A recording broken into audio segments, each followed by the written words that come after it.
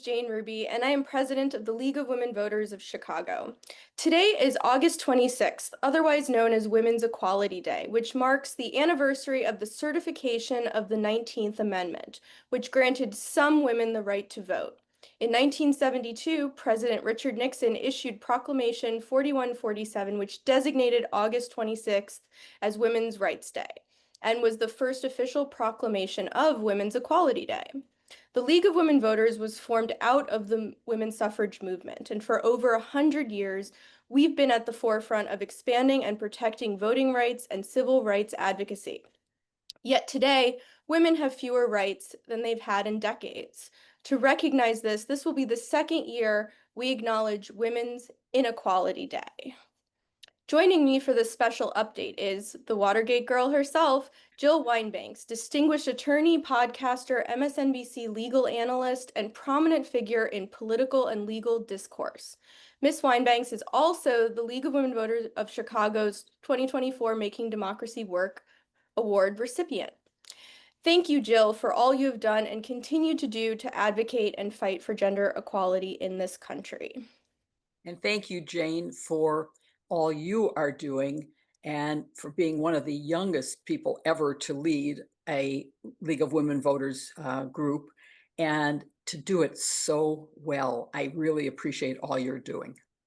Thank And you. also, I have to say thank you for your shared interest in Richard Nixon and some of the good things that he did. I can talk for endless hours about all the bad things, but he did do some really good things, didn't he?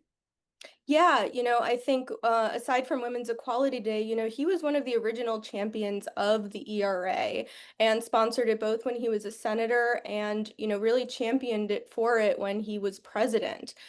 Which kind of leads me to my first question, and it's sort of a big question that is on a lot of sort of gender equality activist minds these days. What are we going to do about the ERA? Well, first of all, you said those interested in gender equality. Gender is a forbidden word these days in the Trump administration. We have to be careful about that. But what's going to be done? Right now, the ERA is stymied and has not become the official part of our Constitution, despite having been ratified by the mandatory number of states. And that's because of a legal argument that I believe has no real merit. And that argument is that there was in the preamble a reference to it had to be ratified within a certain number of days, a certain time period. That time period expired. It was expanded once, but it then expired again. I don't believe that that was ever submitted to the states so that it has no legal force and effect, but this president will not allow it to become law, and actually neither did President Biden. So we are stuck until the Senate and the House pass a joint resolution expanding the time and changing that. That's what it's going to take. So if we start again, we're in big trouble because of Project 2025, because of the right-wing attitude toward women, because of Vice President Vance, because of President Trump and their attitudes toward women. It will not pass a second time in this political environment. So we must go with passing the one that already has been ratified by 38 states. Yeah, we are right there with you, and we will continue to advocate and champion for this. And education is going to be huge. More people need to know what the status is and how we can continue to push for it. You know what, Jane, Yeah. if I could just say, it's not just knowing about the Equal Rights Amendment, what it would do to help women, why it's necessary, which I think a lot of people don't really understand. And that's because they don't know the history. And if I could just briefly mention, of course, women were not part of the original Constitution. It was all men are created equal. It wasn't until the 19th Amendment that women got the right to vote. And I'm a pin collector, and I'm wearing an original suffragettes pin with the purple, white, and green and votes for women. And I'm wearing an ERA pin because that's where we need to be. The 19th worked, that's good, but we need more than that. So it was the 19th Amendment that opened the door but it was a really narrow sliver. Women could vote. And as you pointed out in your opening remarks, it was only white women who could vote at that time. But there were a lot of other laws that held women back. When I graduated law school, and for 6 years after, I could not have a credit card in my own name or a bank account. My lifetime. This is not history. This is me who couldn't do it because banks just wouldn't allow it. And it took a law, the Equal Credit Opportunity Act, to allow women access to that very fundamental thing. Help wanted ads in my era were in newspapers and were listed as help wanted male, help wanted female. And that sort of discrimination was allowed until a law was passed saying you can't discriminate in jobs based on sex. And so that was a big help. The right for reproductive freedom was granted by the Supreme Court. Of course, then it was taken away by Dobbs.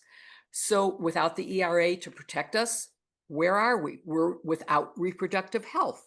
We had an Equal Pay Act a long time ago, but equal pay didn't come into reality. That's why President Obama had to work. His first legislation was the Lilly Ledbetter Fair Pay Act.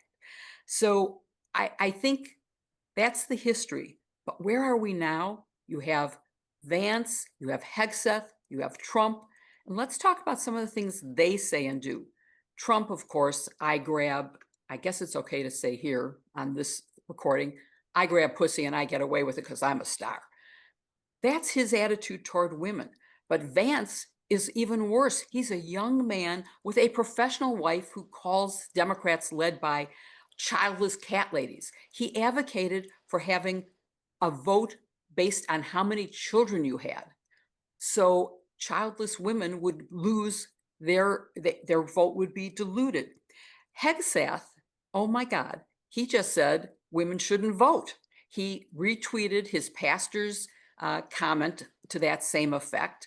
And where are we? This is the attitude of the administration. And of course, Hegseth is doing everything he can to limit the rights of women to serve in the military. So I think we're in really bad shape right now. We need the Equal Rights Amendment. We need the League of Women Voters. We need women to stand up and fight. Yeah, I'm so glad you mentioned sort of in more recent news the Secretary of Defense saying that women shouldn't have a right to vote. There's quite a lot of discussion around voting rights right now. And in your sort of history, like your short history lesson, it's really scary to think, even that small sliver of voting rights Yes. for women over 100 years ago is being threatened today. And, is sort of a voting in our democracy is sort of a core principle of being an active and informed participant in our democracy. Um, what are some thoughts along the lines of, things we should be paying attention to regarding rollback of voting rights and, what should we as women on this day moving forward, also be working towards in the voting rights space? Well, of course, the voting rights for women would be at the top of the list, but it's not the end of the list. Voting rights are being challenged everywhere. This idea that Donald Trump has to eliminate mail-in ballots will hurt soldiers serving overseas. That's their only way to vote.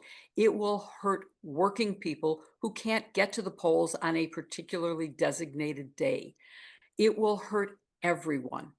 There are also all the laws that are being put forward to limit access to the ballot box. And the courts are not helping. They have eliminated parts of the Voting Rights Act where we used to be able to have states that wanted to change their voting laws that had a history of discrimination had to be challenged easily. Now that part of the law is gone. So we need legislators who will stand up for the voting rights of Americans and will stop doing this challenge to not just the rules of voting, but who have hurt the credibility of voting. I think that's as much a part of Trump's plan is to make people not trust voting in America. And we know that American voting is as fair and safe as it could be. Yes, in 2000, the vote for Gore was lost by a few hundred votes in one state. And that does raise challenges. It took decades to get over that hanging Chad routine. But nowadays, I mean, look at the vote for Biden. He won by millions of votes, millions. There's no possibility that fraud entered into that. But that's what Donald Trump is doing. Of course, gerrymandering is another big issue. All of us have to stand up for voting. All of us have to stand up against violations of the Constitution, like the militarization of our law enforcement. We must do something. Thank you so much, Jill. And it can often be sort of depressing, in this space where we are at as a country right now. But I also think, there's so much we can be doing, and we are stronger when we work together, when we, have baseline ideals that we believe are fundamental to our democracy and a plan moving forward. And I think a lot of what you outlined today is, a great roadmap for groups like League of Women Voters, for people in this Yes. space, for people looking to get into this space because they're sitting at home feeling hopeless and doom scrolling. And, what do you do? And there is so much that we all need to be doing at the grassroots level, community, neighbor to neighbor, all the way up to holding our, federal government and courts accountable for protecting and defending our Constitution and our democracy. So I really appreciate you jumping in today of, all days, and, helping us, discuss these difficult things, and, where we can really be moving forward. And, as always, I'm so honored to know you, and, thank you so much again for joining us. Thank you. I just want to say now is not the time to give up. Now is not the time to be overwhelmed, because part of what authoritarians do is they hit you so fast with so many things that it's hard to focus on combating any single thing. And we can't afford to do that. I have a podcast called hashtag Sisters in Law, and one of my sisters, Joyce Vance, has a book coming out in October about exactly that, that now is not the time to give up, that we have to keep on fighting. And I think that that's exactly the message that I want to leave people with. We can do this. I am very optimistic despite the hurdle. Well, on that note, if Jill says it's possible, we're going to go with that. So thank you so much.